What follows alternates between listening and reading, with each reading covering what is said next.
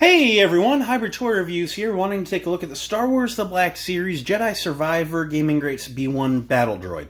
Super cool looking figure, and I'm super excited to take a look at it. So without further ado, let's get into it.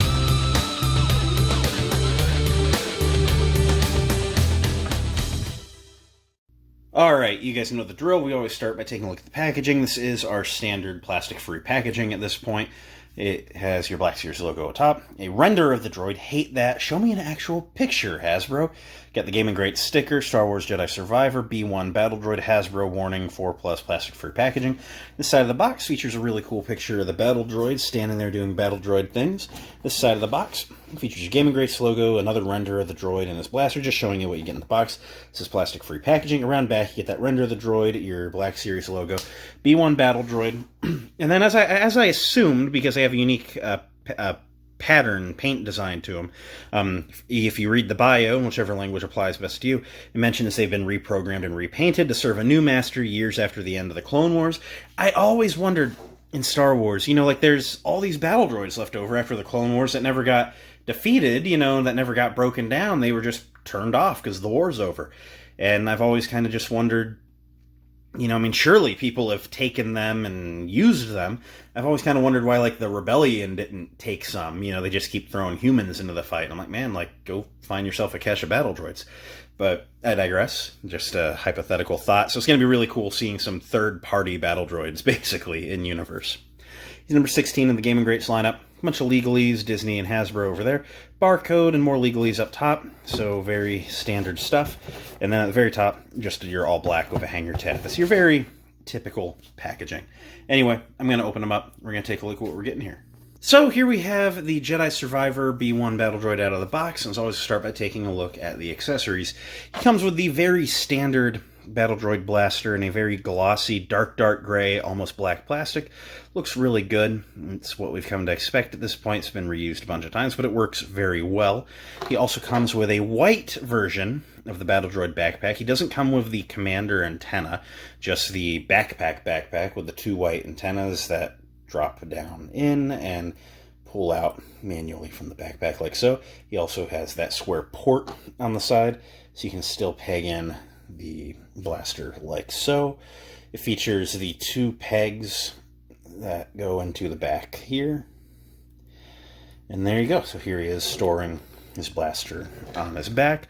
Looking really cool when you can get him to stand. I was just, in my time last night, and your time a couple days ago, on a live stream with a 1313 podcast. It was Jacob's building the Lego ATT Part 2, and a bunch of people got to come on at the end and just hang out, and so we were showing our hauls, and Tommy was talking about how he cannot get this guy to stand, and that is very standard for the Black Series battle droids. You have to either use your blue poster putty to keep them standing on your shelf, or get actual stands for the pegs and the feet. Unfortunately, they are just a little bit top heavy, so that's a recent experience of someone talking about how they just don't stand very well. It doesn't take... yeah, he stands, of course, because the camera's on. It doesn't take much. So, anyway, let's look at the paint here, because let's be fair, that's the intriguing thing here. So, the backpack is in white. It features a kind of like a cream white stripe down the forehead, between the eyes to the mouth. A lot of dark maroon red, very similar to the Geonosis battle droid coloring. He has a dark gray, kind of base body, and there's just a lot of little white and maroon accents all over. I gotta say, I kind of like it. It does kind of give me almost like a private security type droid vibe. Just, where someone's done their own custom-y Star Wars design. And, I gotta say, I do like how these guys look. They're not one I really intend to army build. I do have two. I have this open one, and this one's still in the box, but he'll be open soon. And it's, not one that I'm going to have more than the two of. But I don't know. The design just kind of caught my eye. There's something exciting about getting someone that we're used to seeing always in maroon or always in tan. So to actually get him, looking like this, I like what we're getting here. So it's just a really good repaint. And, we've had several battle droids before at this point, so kind of know what we're looking at this point. But it's just a just a good-looking battle droid. There's nothing really else to say about it. Let's run through our articulation. So he features a barbell at the top of the neck into the head, which allows the head to move all over. You get some really good pivot action, rotation, up and down.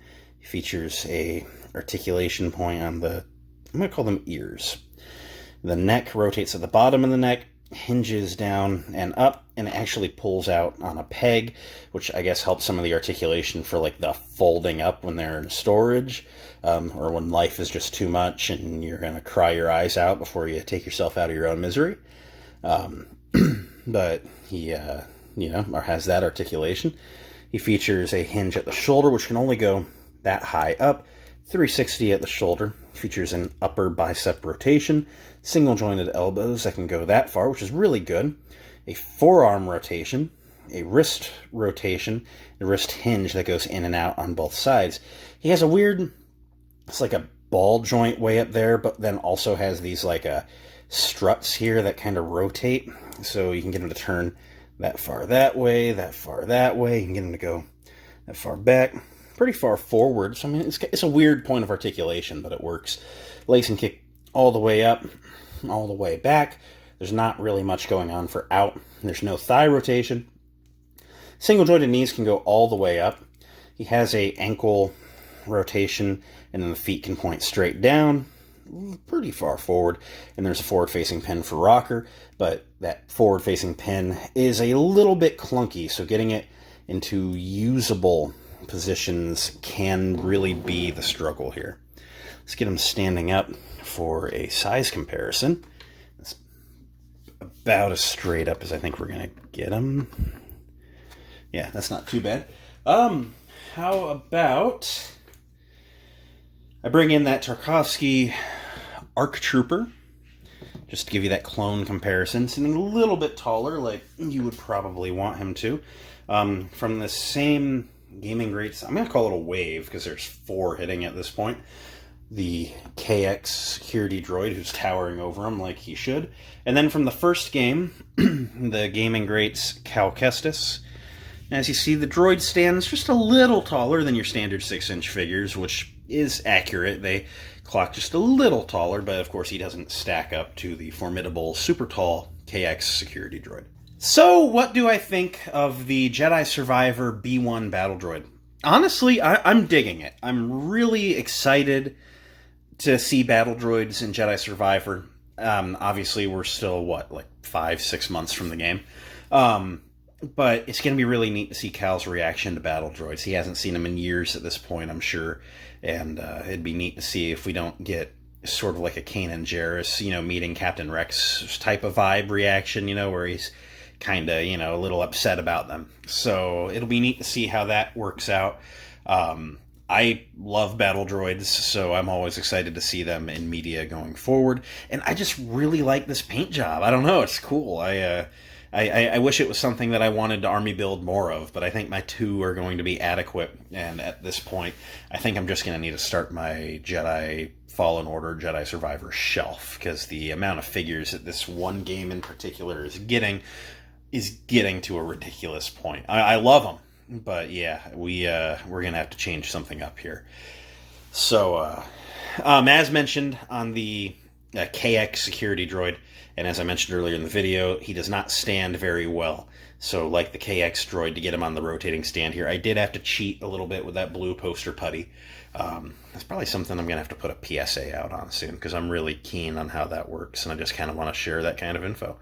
But anyway, I really like this droid. I recommend it. If it's not for you, I understand. It's one of those kind of just generic repaint troopers, but I love it. I don't know that it's my favorite battle droid, but it's up there. It's a pretty good one. At this point, we're probably going to have a video ranking battle droids, because we've got several. We're 1, 2, 3, 4, 5. 6 versions of the battle droid in. So yeah, it's time for that video. So once the Republic Commando battle droid comes in, we're going to be doing that. So anyway, thanks for watching, guys. I'm rambling at this point. I'm going to go get to work on some video editing, so I will see you all soon. And until next time, may the Force be with each and every one of you.